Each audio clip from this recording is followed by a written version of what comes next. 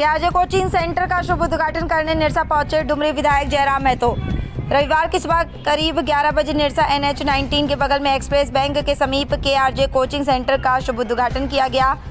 उद्घाटन समारोह में मुख्य अतिथि के रूप में पहुंचे डुमरी विधायक जयराम महतो एवं विशिष्ट अतिथि के रूप में JLKM के वरिष्ठ नेता अशोक मंडल, जहां सर्वप्रथम प्रतिष्ठान के सभी सदस्यों के द्वारा फूलमाला, पुष्पगुच्छ एवं अंग वस्त्र देकर मुख्य अतिथि एवं विशिष्ट अतिथियों का जोरदार स्वागत किया गया।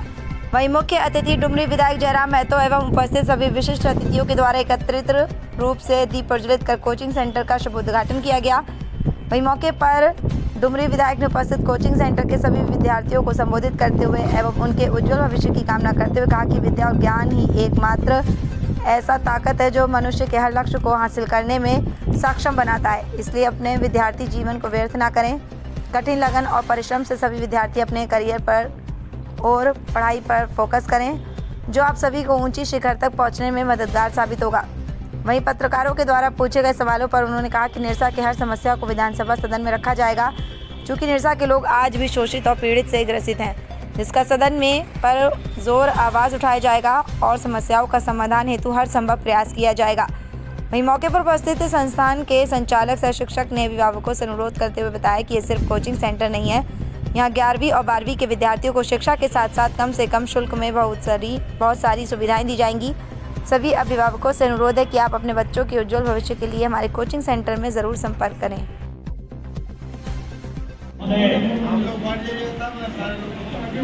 सबसे पहले आज केआरजे लाइब्रेरी कोचिंग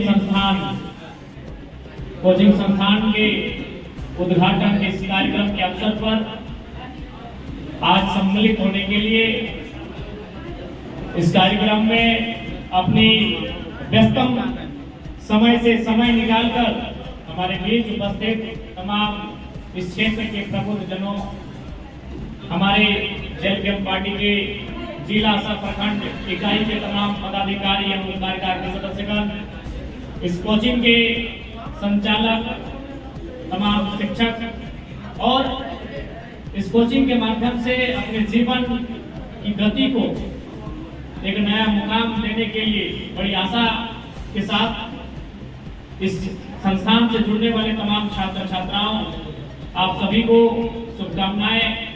और निसंदेह आज शिक्षा की अगर बात करें तो जब तक हम लोग शिक्षित नहीं होंगे, अपने हक अधिकार से वंचित होते रहेंगे। आज झारखंड राज्य खनिज संपदा से परिपूर्ण होने के बाद भी पूरे विश्व के मानचित्र में अपनी एक अलग छाप रखने के बाद भी अगर हमारे झारखंड के लोग अपने हक अधिकार से वंचित हैं, तो कारण कहीं न कहीं हमारी अशिक्षा भी रही है। और लोगों ने साजिश भी किया है कि हमें शिक्षित ना होने दिया जाए, क्योंकि आपको जानकारी होगी कि हमारे झारखंड में सबसे पहले जो विश्वविद्यालय था वो रांची विश्वविद्यालय था। अगला विश्वविद्यालय बनने में लगभग हमें 32 साल लगा था, जब विनोबा भावे 1992 में स्थापित हुआ था।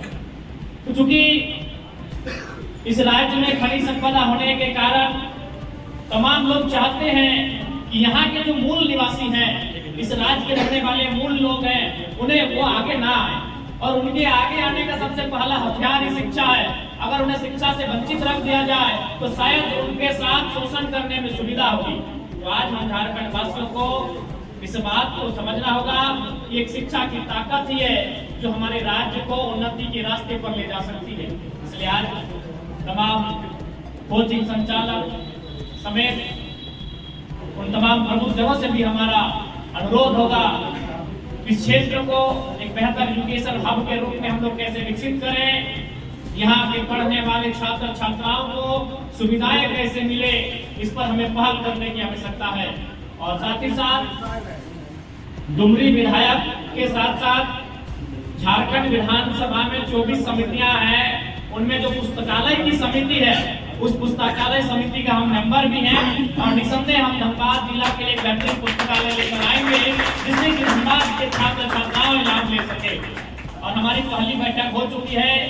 जिनमें पुस्तकालय समिति की चेयरमैन जो कोडरमा की विधायक और पूर्व शिक्षा मंत्री डॉक्टर मीरा यादव हैं, और उस वर्तमान में शिक्षा सचिव उमाशंकर सिंह जी धनबाद से डीसी भी रह के जा चुके हैं, उनसे हमारी पहली बैठक हो चुकी है। और उस बैठक में हमने उनका परिचय भी करवा दिया है कि धनबाद को एक बेहतर लाइब्रेरी देने की आवश्यकता है, और जो लाइब्रेरी हमारे पास है उसका विस्तार करने की आवश्यकता है, उसको डेवलपमेंट करने की आवश्यकता है। तो निसंदेह पुस्तकालय समिति का हम मेंबर भी हैं, उस नाते छात्र छात्राओं के लिए जो भी हमसे बन पड़ेगा निसंदेह हम आपके लिए करेंगे।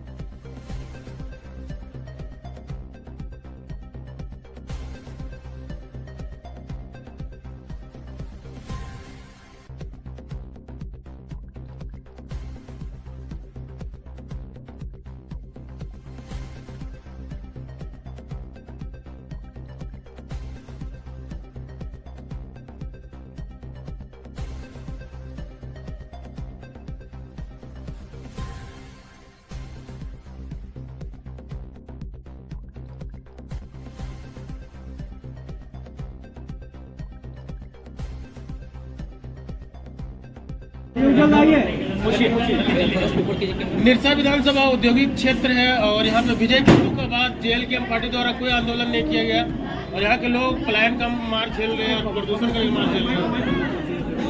आंदोलन तो हम लोग शुरू से आंदोलन की रूपरेखा तैयार हो गई क्योंकि अब पास हम लोग को सिस्टमेटिक आंदोलन की रूपरेखा तैयार हो गई क्योंकि अब पास हम लोग को सिस्टमेटिक होके निर्णायक का आंदोलन की ओर बढ़ना है। और निरसा का जो मामला है वो सदन में भी उठेगा। अभी सदन 10 दिन चलना है और निरसा के जो विषय हैं जिनसे निरसावासी आज भी शोषित वंचित है अपने हक अधिकारों से, निसंदेह वो मामले सदन के पटल पर रखे जाएंगे। मछली माफिया का सवाल आपसे था कि लेंगे इसका, लेकिन मछली माफिया अभी तक मतलब देखिए हमने बिल्कुल अभी हम सदन में है, उसके बाद भी हमारे लड़कों ने काफी जो अवैध मछली जैसे मांगुर की मछली कहते हैं उस पर प्रशासन का सहयोग भी किया है। लेकिन चूंकि सरकार का हमें लगता है कि इनडायरेक्ट रूप से संरक्षण होने के कारण आज धड़ल्ले से इस प्रकार से मांगुर मछली का कारोबार डिटलोड में चल रहा है। तो निसंदेह सरकार अपनी जगह है और हम लोग भी अपनी जगह है। गलत है तो बिल्कुल उसको रोका जाएगा। सरकार की प्रतिबंधित जाल जो है उसको लेके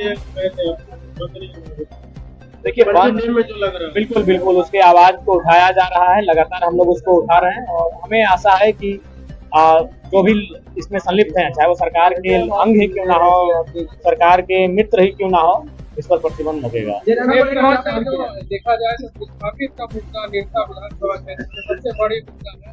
डीवीसी का विस्थापित हो या फिर एमपीएल से विस्थापित हुए हैं, लेकिन अभी तक उन लोगों को नौकरी मिला है, सही मुआवजा नहीं मिला। इस पर देखिए ये केवल निरसा का ही नहीं विषय है, हमें लगता है कोयलांचल का ही विषय है। जहाँ तक कोयलांचल को हम जानते हैं समझते हैं तो पूरा भूभाग ही अन्याय का प्रतीक बन चुका है, जहाँ लोगों को कई वर्षों पहले जमीन का अधिग्रहण हुआ है लेकिन आज तक मुआवजा नहीं मिला है। और निसंदेह ये जो विस्थापन का मामला है हमने सदन में भी उठाया है कि विस्थापन आयोग का गठन किया जाए और तमाम डेटा को कलेक्ट करिए कि किनका जमीन अधिग्रहण हुआ है और किनको अब तक नियोजन मुआवजा नहीं मिला है और प्रक्रिया को प्रारंभ करिए। मामला हम सदन में उठा चुके हैं, कार्रवाई नहीं होगी फिर उठाएंगे।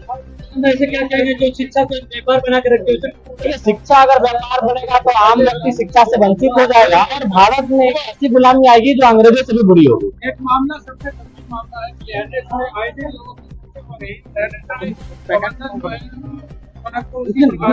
उसका भी हम लोग गंभीर है। और अमित तिवारी के साथ निरसा की धरती पर अपने संस्थान केआरजे का आने को आपको सूचना देता हूँ। ये संस्थान ने, हम लोग बार बार बोलते हैं कि केआरजे इंस्टीट्यूशन ने एक इमोशन है, क्योंकि हमारा संस्थान PCMB physics chemistry math and biology में निरसा को एक अत्याधुनिक तकनीकी पर आधारित शिक्षा प्रोवाइड कराने जा रहा है। पूरी तरह से एआई बेस्ड डिजिटल टेक्नोलॉजी के साथ ये होगा। तो निरसा जो कि अभी तक रूरल टेक्नोलॉजी मतलब तकनीकी के क्षेत्र में काफी पिछड़ा माना जाता था, तो हमारा यह सोच रहा है कि निरसा के बच्चे को ऐसा शिक्षा प्रोवाइड किया जाए कि उन्हें कोटा जैसा बड़ा शहर या बड़े नामी ग्रामी ब्रांडेड इंस्टीट्यूट के पाले में नहीं पढ़ना, छोटे जगह पर बड़े बच्चे बने। मतलब हम लोग एक टैगलाइन लेके चल रहे हैं, एम्पावरिंग माइंड अचीविंग गोल, क्योंकि हम लोग अपने माइंड को बच्चे को एम्पावर्ड करेंगे। बच्चे में सारे तरह के जितने भी सोच हो, करियर काउंसलिंग से लेके 12th के बाद उन्हें क्या करना है, या वो साइंस नहीं भी ले सकते हैं तो उसके अलावा भी क्या कर सकते हैं, तो सारे चीज प्रोवाइड हम लोग करेंगे।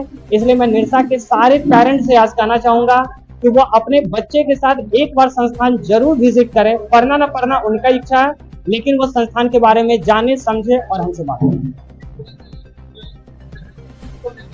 देखिए काफी नॉमिनल फी है, मैं मीडिया के सामने फी को इसलिए नहीं डिस्क्लोज कर सकता हूँ कि ये हमारा संस्थान का ये उद्देश्य रहा है कि बच्चे के आर्थिक हालात के आधार पर भी हम बात कर सकते हैं, क्योंकि बच्चे का पैसे के लेके पढ़ाई बंद ना हो।